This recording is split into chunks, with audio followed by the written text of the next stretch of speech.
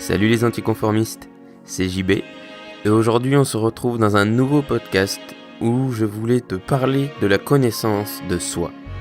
C'est extrêmement important à mon sens et je pense qu'on le sous-estime grandement, que ce soit dans l'entrepreneuriat ou même dans le développement personnel.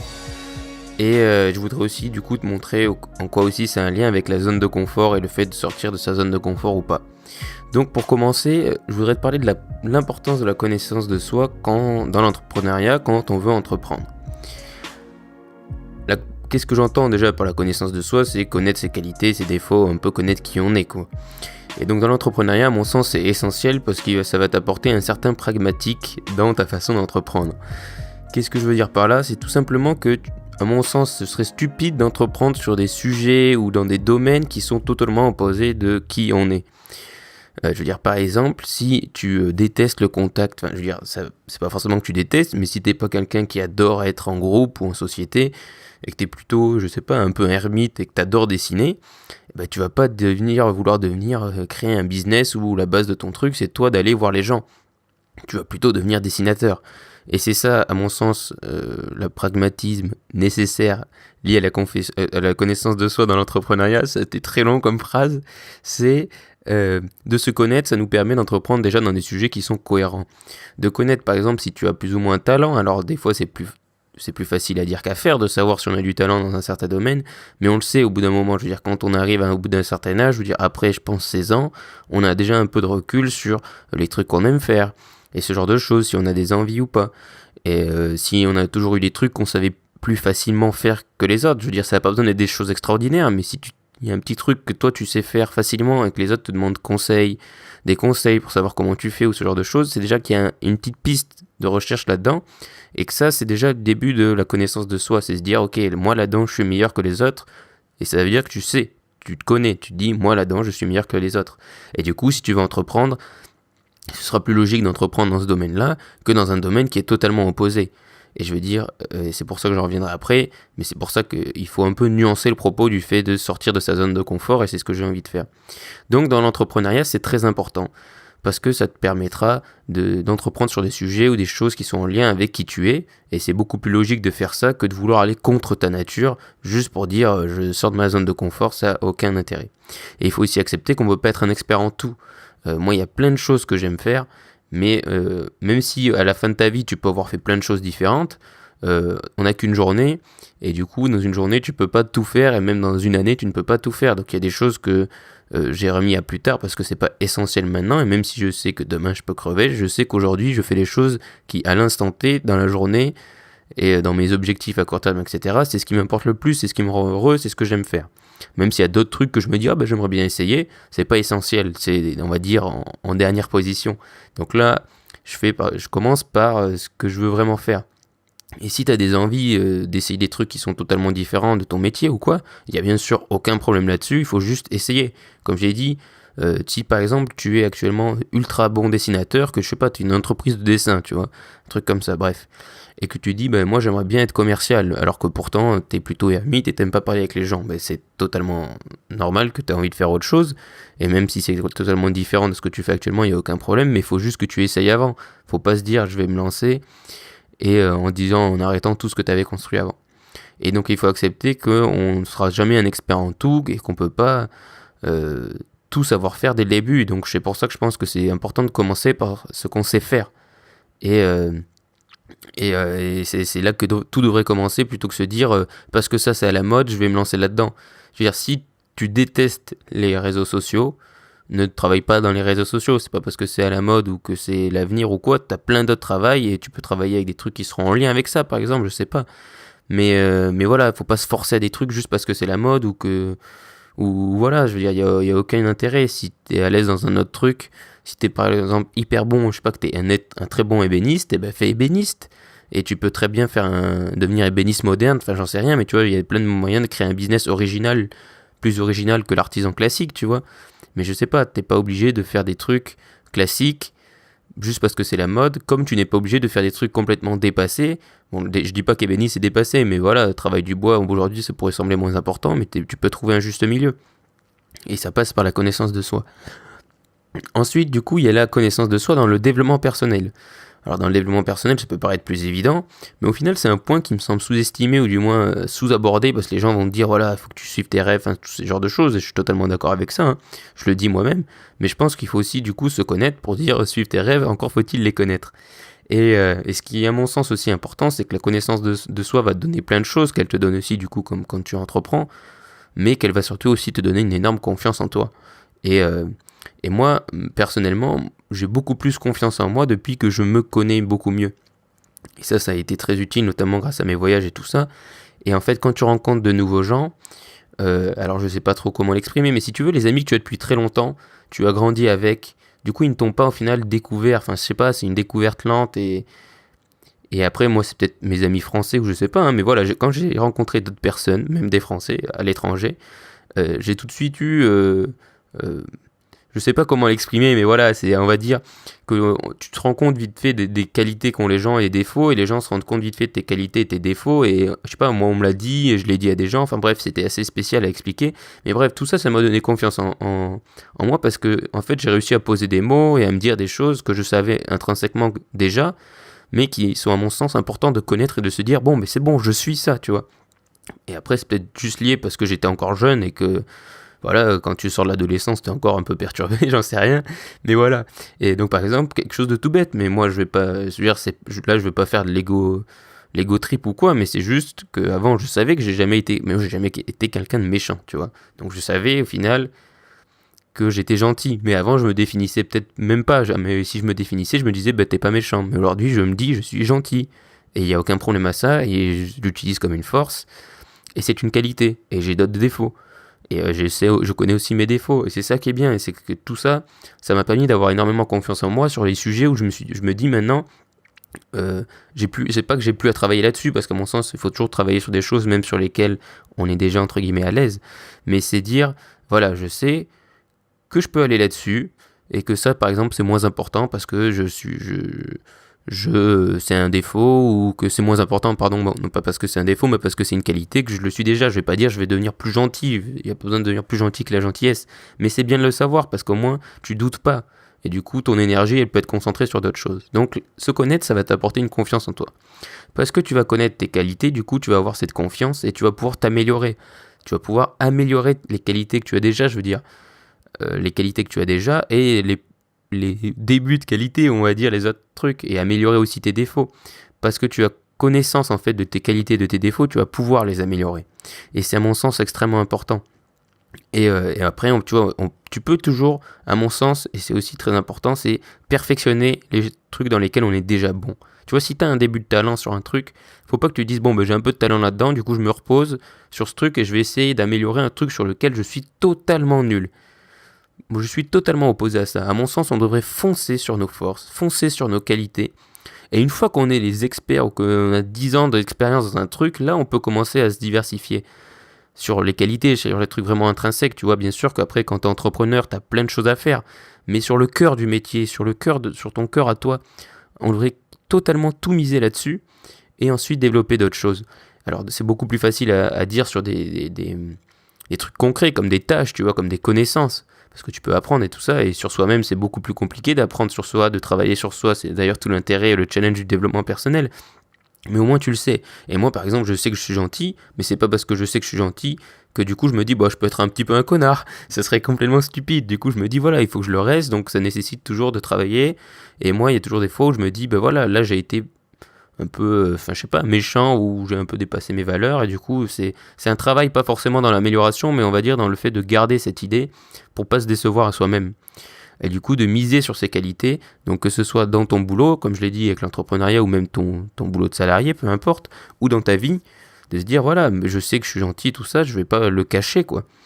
Et après, pour tes défauts, ben c'est encore mieux puisque tu en as conscience, tu peux les améliorer, tu peux travailler. Mais après, il y a un point important, et ça, je pense, je ne suis pas du tout un expert, donc s'il faut, vous me contredirez ou pas, et c'est totalement une vision personnelle, mais moi, je pense que on a vraiment des défauts qu'on ne pourra jamais effacer.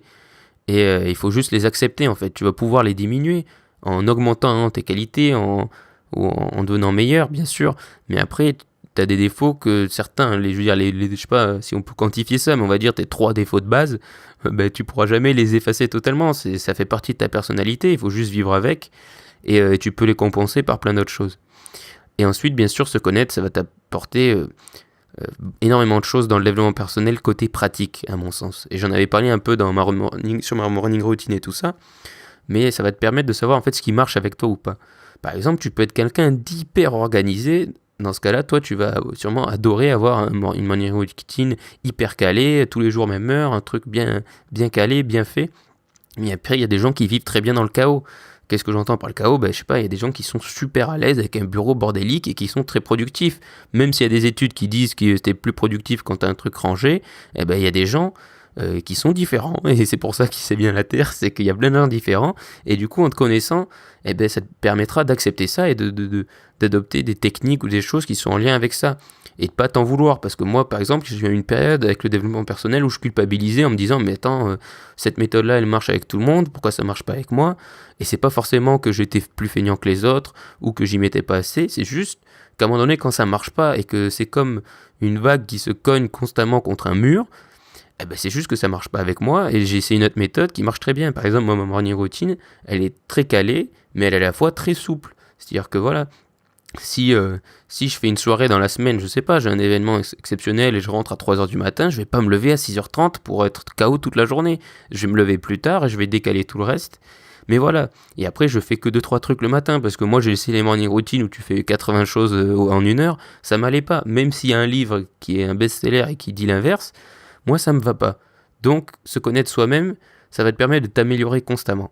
Et c'est à mon sens très important de se connaître soi-même, notamment dans le développement personnel, pour adopter des techniques qui vont marcher avec toi. Si tu vois qu'il y a un mec qui te conseille une technique qui a l'air géniale, mais qu'il faut être super organisé, et que toi tu es du type bordélique, arriver toujours en retard et tout ça, certes c'est des choses sur lesquelles on peut travailler, à mon sens il faut essayer de devenir moins bordélique et des fois plus organisé, ok d'accord, mais ton fort intérieur est déjà comme ça.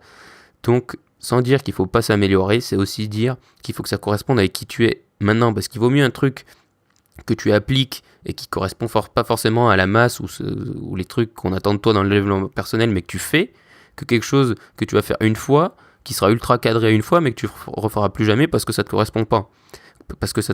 Pardon.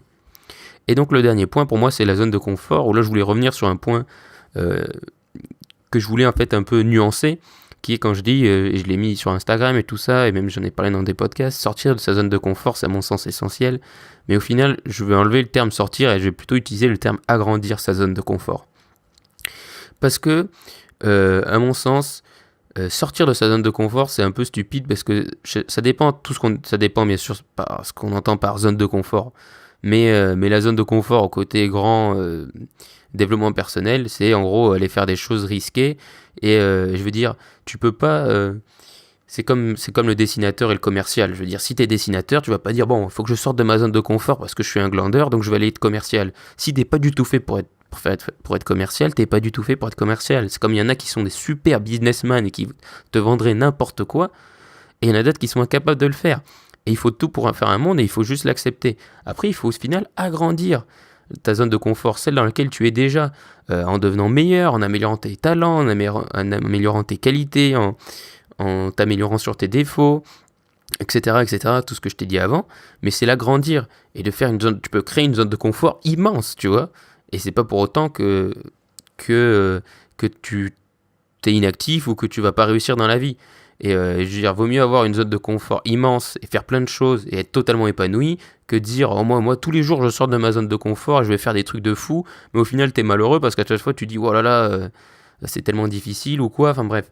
Et du coup, agrandir sa zone actuelle, ça passe aussi des fois par avoir peur, parce que voilà, ça va nécessiter des challenges, et comme je l'ai dit, avoir peur, c'est un très bon indicateur de se dire, ok, là, je vais vers quelque chose qui va m'apporter quelque chose, mais qui me fait peur, parce que là, les gens vont utiliser le terme sorti, parce que là, ça me fait peur, parce que je sors de ma zone de confort. Mais et là, du coup, dans ce cas-là, c'est bon, mais en fait, c'est un peu la nuance que je voulais poser entre sortir de sa zone de confort et l'agrandir. Et je veux dire, c'est pour ça que j'aimerais bien trouver un autre terme, mais j'en ai pas trouvé, donc c'est pour ça que je veux dire agrandir sa zone de confort actuelle. Et forcément, des fois, pour l'agrandir, ça va passer par des étapes difficiles qui vont nous faire peur. Mais c'est pas pour autant qu'il faut aller dans des trucs totalement opposés sous prétexte qu'on sort de notre zone de confort. Je veux dire, bien sûr qu'il y a des fois quand on se lance, par exemple quand on lance notre business, il y a des choses qu'on va devoir faire sur lesquelles on n'est pas à l'aise, mais on sait que c'est nécessaire pour faire notre business. Ça va te faire peur, Mais ça, c'est pas sortir de ta zone de confort. C'est nécessaire pour que tu aies du succès dans ton entreprise. C'est agrandir ta zone de confort. C'est agrandir tes capacités actuelles en lien avec ton business, etc. Donc voilà, c'est ce que je voulais dire. Et aussi l'importance de se connaître, et ça c'est un peu plus général, et c'est surtout pour les entrepreneurs, mais quand tu te connais et que tu sais que tu es hyper bon là-dessus, eh ben, il vaut mieux essayer de tout miser là-dessus, et si possible, si tu as suffisamment de chiffre d'affaires, d'embaucher des gens qui sont hyper bons dans un autre domaine, que toi essayer de tout faire, mais moyennement. Je veux dire, au début, c'est normal de devoir tout faire, bien sûr, mais après, dès que tu as la possibilité, à mon sens, c'est bien de s'entourer des gens qui sont aussi ultra compétents, parce que ça t'apportera beaucoup plus de valeur que si toi, tu essayes de tout faire. Et en plus, en embauchant des gens ultra compétents, ben, tu pourras laisser ces tâches à ces gens qui le feront mieux que toi, et toi te concentrer sur les trucs sur lesquels tu es le meilleur. Et à mon sens, c'est extrêmement important. Et du coup, je voulais peut-être te donner, parce que maintenant que je t'ai donné l'importance de la connaissance de soi, peut-être que tu en es au stade où, comme moi, il y a quelques années, tu te poses la question sur comment un peu devenir meilleur, etc. Comment se connaître, du coup. Et c'est une excellente question. Et du coup, moi, je sais pas des méthodes miracles. Comme d'habitude, je ne suis pas du tout la Bible et tout ça, mais c'est des débuts de pistes, et à mon sens, c'est ce qui marche et ce qui a marché pour moi. Donc, comment se connaître à soi-même mieux ? Bah, ça passe par un truc déjà évident, c'est les compliments que les gens vont te donner. Les gens te donnent rarement des compliments gratuitement. Alors certes, des fois c'est fait pour faire plaisir. Je veux dire, bien sûr, par exemple, les compliments des parents, c'est souvent pas objectif parce qu'on est la prunelle de leurs yeux, donc voilà. Mais même, c'est quand même à prendre, tu vois, c'est bon pour la confiance. Mais les compliments de tes amis, les compliments aussi des gens que tu rencontres, c'est très important. Parce que eux, c'est pas des gens qui te connaissent depuis très longtemps. Donc si tu rencontres des gens qui disent, ouais, t'es machin, tu vois, ou qui parlent de toi en bien, ou qui te donnent des qualificatifs, ben ça, il faut le prendre. Ça, c'est des indicateurs de qui tu es. Les remarques aussi, des fois négatives, alors là, là je mets un gros haut là, il faut faire bien sûr très attention aux remarques négatives des autres. Parce qu'au final, les gens, quand ils vont te donner une remarque négative, c'est qu'ils le voient aussi en eux. Ils peuvent, ça transparaît aussi en eux. Mais voilà, je veux dire, moi, il y a des choses où bon, après il y a des dictons à la con, genre la vérité qui blesse, tout ça, il faut vraiment le nuancer, mais voilà, forcément il y a des remarques négatives qui vont des fois te donner des défauts, et au final nos défauts on les connaît. Franchement, je pense que si un truc on sait bien, c'est qu'au final on connaît pas mal nos défauts, après on décide souvent de les ignorer. Et en les embrassant, en connaissant très bien tes défauts, tu peux décider de t'améliorer et de miser sur tes qualités. Et ensuite, il y a tout simplement un travail d'introspection à faire. Donc l'introspection, c'est un peu se questionner soi-même. Et donc se connaître soi-même, ça passe par savoir ce que tu aimes dans la vie déjà. Comme je le dis, c'est un peu comme trouver sa passion, mais qu'est-ce que tu aimes faire ? Si là par exemple tu avais une journée que tu peux remplir comme tu veux, qu'est-ce que tu ferais ? Donc ça te donne déjà des indices. Si tu ferais un truc ultra créatif, que c'est déjà que tu es créatif, que tu as l'esprit, tu as l'imagination, etc. Si tu ferais des calculs de maths, je sais pas, il y en a qui adorent faire des calculs de maths, c'est peut-être que tu es plus mathématique ou quoi. Donc voilà, ce que tu fais aussi décrit beaucoup ce que tu fais naturellement quand on t'impose rien, bien sûr, hein, parce que quand on nous impose des choses, c'est différent. Mais ce que tu fais naturellement en dit beaucoup et en dit long sur qui tu es. Et donc voilà, c'est quelque chose à analyser, et à mon sens, qu'on n'analyse pas assez ce qu'on fait. Et voilà, parce que nos actes définissent beaucoup qui nous sommes. J'aimerais bien le rappeler. Donc voilà, j'espère que ça t'a intéressé, ce podcast, et que du coup tu as pris conscience, ou que tu es encore plus content d'avoir écouté ce podcast sur la connaissance de soi et sur l'importance d'apprendre à se connaître, et que du coup les petits conseils que je t'ai donnés t'aideront si tu cherchais à mieux te connaître. Donc voilà, je voulais un peu relativiser tout ça, le fait de dire que c'est bien aussi de miser sur les choses sur lesquelles on est bon, d'en prendre conscience, et voilà, d'agrandir notre zone de confort aussi, plus qu'en sortir vraiment. Donc voilà, continue à apprendre à te connaître, et à bientôt. Merci d'avoir écouté cet épisode. Si tu m'écoutes sur SoundCloud, dis-moi ce que tu as préféré de cet épisode en commentaire et abonne-toi. Sinon, si tu m'écoutes sur Apple Podcast, je t'invite également à t'abonner et à me laisser un avis, c'est ce qui aide le plus ce podcast. Je te remercie. Et surtout, reste optimiste.